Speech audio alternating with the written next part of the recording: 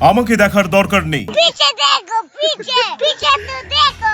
আমি জিজ্ঞেস করলাম এটা কি হচ্ছে। আমাকে জানানো হলো আসন্ন স্বাধীনতা দিবসের মার্চ পাস্টের মহড়া। আমার একদমই মাথায় ঢুকছে না কলকাতায় এসব চলছেটা কি। কবর থেকে উঠে এসে জনসমক্ষে আবার গলায় দড়ি দিচ্ছে বাংলাদেশ ক্রিকেট দলের ক্যাপ্টেন লিটন দাসের এক ফ্যান স্কেলিটন দাস। আমি এর কারণ জিজ্ঞেস করতেই আমাকে জানানো হয় ডিপ্রেশন।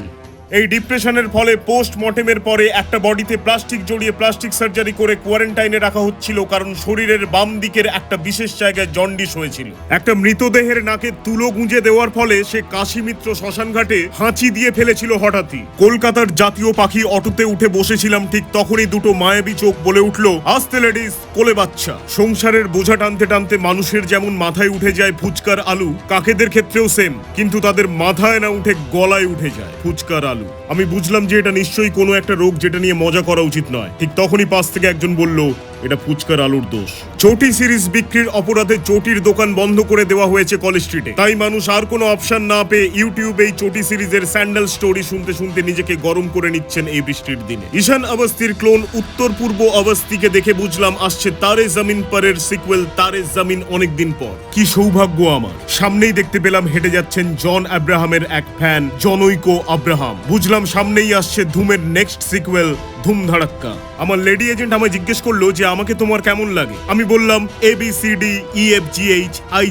ও বললো মানে? আমি বললাম A for adorable, B for beautiful, C for cute, D for delightful, E for elegant, F for fashionable, G for gorgeous, H for hot, I for impressive. Lady agent বললো, ও থ্যাংক ইউ, কিন্তু I অব্দি বললে তো, বাকি আছে J আর K। এই JK এর মানে কি? আমি বললাম জাস্ট কিডিং।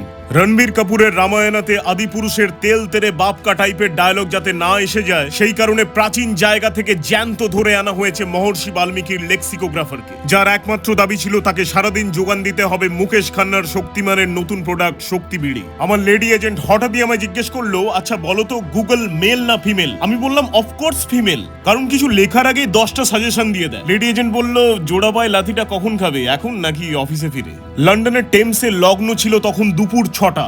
জাভেদ হাবিবে চুল কাটতে গিয়ে একটা কাক বাইরে বেরিয়ে এসে দেখে যে স্যালনে লেখা আছে জাভেদ হাবিবি। একজন কর্পোরেট অফিসার কাজের চাপে জীবন থেকে মুক্তি চেয়ে সলিল সমাধি চাইছিল টেমসের কাছে। টেমস তৎক্ষণাৎ ওকে ফিরিয়ে দিয়ে বলল, তুই আগে তোর মোজাগুলো খুলে আয়, তারপর নেব তোকে। যা বাজে স্মেল আসছে। ফেরার পথে দেখলাম এক ভদ্রলোকের কান থেকে ইয়াররিং ছিঁড়ে নিয়ে চলে গেছে এক চোর। উনি কানে একটা আইস প্যাক লাগিয়ে সোজা থানায় না গিয়ে কালীঘাটে কেন যাচ্ছিলেন সেটাই বুঝলাম না। ব্লগটা ভালো লেগে থাকলে লাইক করুন, কমেন্ট করুন আর আমাকে ফলো করুন। তারপর প্রচুর শেয়ার করে ব্লগটাকে ভাইরাস করে দিন। নিশ্চিন্তে থাকুন, প্যান্ডেমিক হলে চায়নার ঘাড়ে দোষ চাপিয়ে দেবো।